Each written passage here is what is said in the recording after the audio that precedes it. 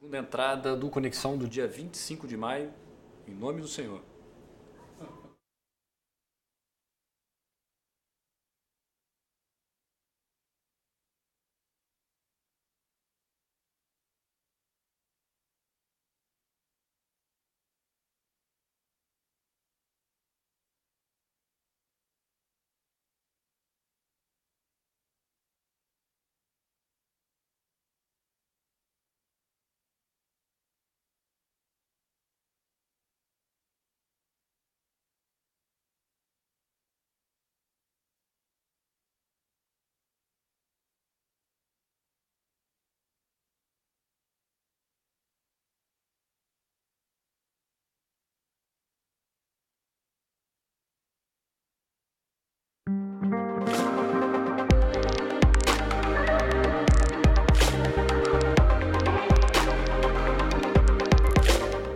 Olá, esse é o Conexão. Hoje vamos falar sobre uma expedição ao Pico da Neblina, realizada em novembro de 2017, contou com 10 pesquisadores da Universidade de São Paulo e com o apoio do Exército Brasileiro. O grupo voltou da expedição com exemplares de 700 espécies, algumas nunca antes descritas. Sobre esse trabalho, vamos conversar agora com o Luiz Fábio Silveira, que é curador da seção de aves do Museu de Zoologia da USP. Olá, Luiz, você me ouve bem? Sim, muito bem. Maravilha, agradeço a participação aqui no Conexão Futura. Eu começo perguntando qual foi o balanço dessa expedição. Eu imagino que subir o Pico da Neblina não seja muito fácil, né? Bom, em primeiro lugar, eu queria agradecer também a oportunidade de poder relatar para vocês, para a sua audiência, um pouco dessa expedição. E, de fato, não é uma tarefa fácil, é uma tarefa extremamente complexa. E essa equipe que participou é uma equipe muito experiente em expedições. A gente tem mais de 10 anos em que a gente viaja juntos. E eu tenho que dizer que foi uma das áreas mais complexas para trabalhar que a gente tive até hoje. Então, não foi uma tarefa fácil de jeito nenhum. A gente está vendo imagens da expedição. Imagino que isso tenha envolvido uma quantidade de profissionais, de pesquisadores muito grande, né? E quanto tempo levou essa expedição? Pois é, dado o grau de complexidade dessa expedição, de fato, ela começou a ser planejada, ela começou a ser desenhada com mais de um ano de antecedência. O professor Miguel Rodrigues, que é especialista em répteis e anfíbios lá da Universidade de São Paulo, ele começou as primeiras tratativas há bastante tempo, envolvendo uma logística muito complexa, e que vai muito além da expedição em si. De fato, a gente precisou de começar as tratativas para a obtenção das licenças junto ao ICMBio com bastante antecedência e também junto à FUNAI, porque, de fato, a gente trabalhou em áreas indígenas, né? Então, teve todo o entendimento prévio com a FUNAI e com os grupos indígenas e Yanomamis que vivem lá na região, para que a expedição tivesse todas as licenças necessárias para acontecer.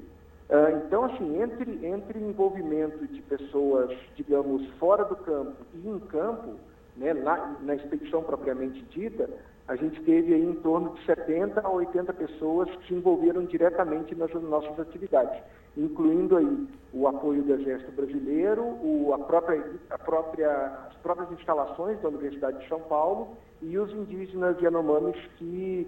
Uma coisa muito interessante, que de pronto adoraram a expedição e adotaram como se fossem deles. Assim. Eles trabalharam conosco com muito prazer, foi uma experiência muito interessante com eles. Agora, Luiz, em relação às descobertas, as novidades científicas que vocês trouxeram nessa expedição, foram 700 espécies descritas, né? Quer dizer, muitas delas nunca foram descritas antes, né? Exato. Assim, nós tínhamos uma ideia de que seria algo extraordinário, que essa região nunca foi explorada muito profundamente por nenhum cientista brasileiro. Então, a gente já tinha uma expectativa de que seria algo realmente, assim, com resultados científicos surpreendentes. Mas foi ainda melhor do que a gente imaginava, porque ao chegar na área, só de répteis e anfíbios, nós tivemos aí 10 possíveis novas espécies, né? Animais que o Miguel nunca tinha visto antes. Então, foi assim, muito além do que a gente imaginava. Você poderia dar um exemplo aí de espécies novas que vocês encontraram lá? Olha, eu posso te dar um exemplo meu próprio, né? A gente já sabia que a região do Neblina era muito pouco conhecida do ponto de vista da avifauna, e para mim foi uma surpresa muito grande encontrar uma espécie nova de coruja.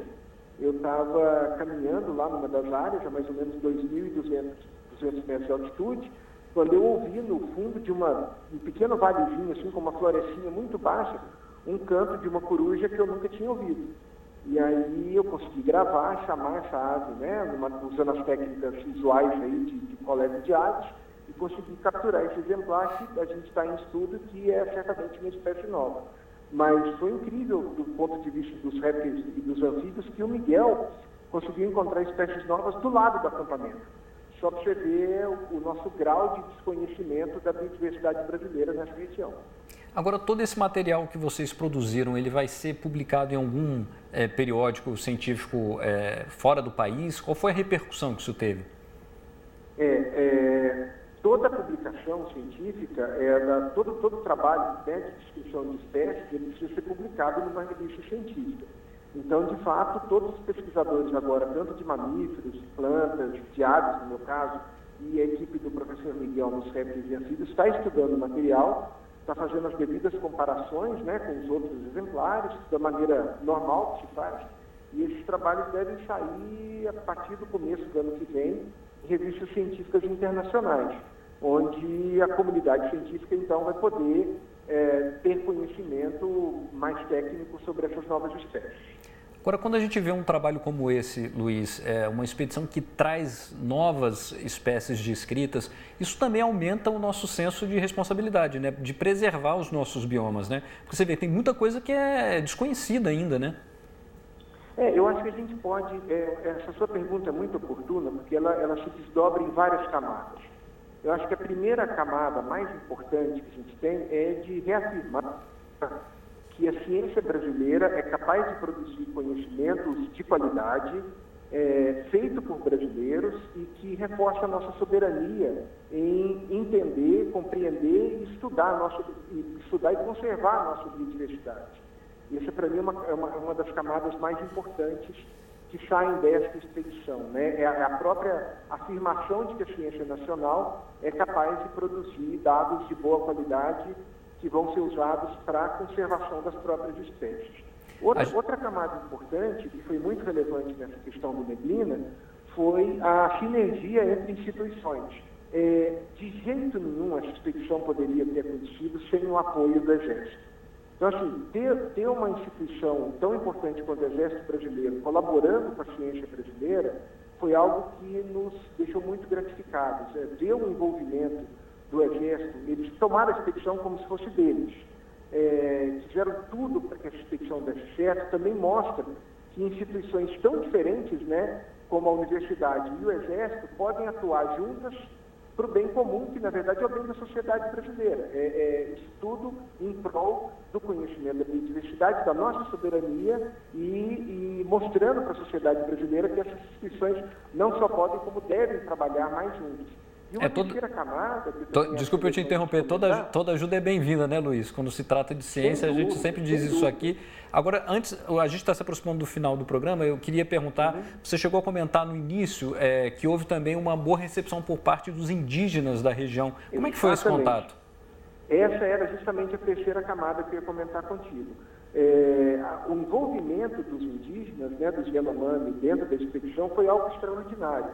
A partir do momento em que a gente teve uma reunião com eles na aldeia e explicou o objetivo da expedição, eles passaram a ser os nossos parceiros de primeira hora.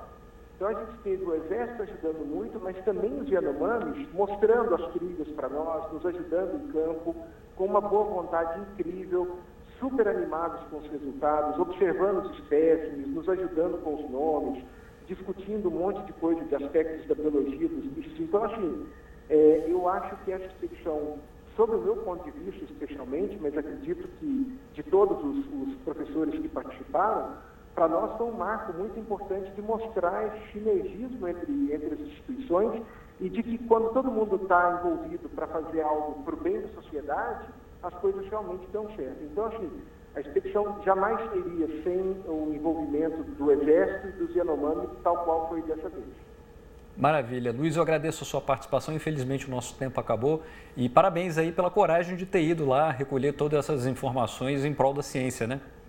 Eu agradeço a oportunidade de poder falar um pouco também, em nome de todos os membros da expedição, em nome do professor Miguel, que foi o nosso coordenador geral, e a gente fica à disposição sempre que vocês quiserem para falar um pouquinho sobre a biodiversidade brasileira.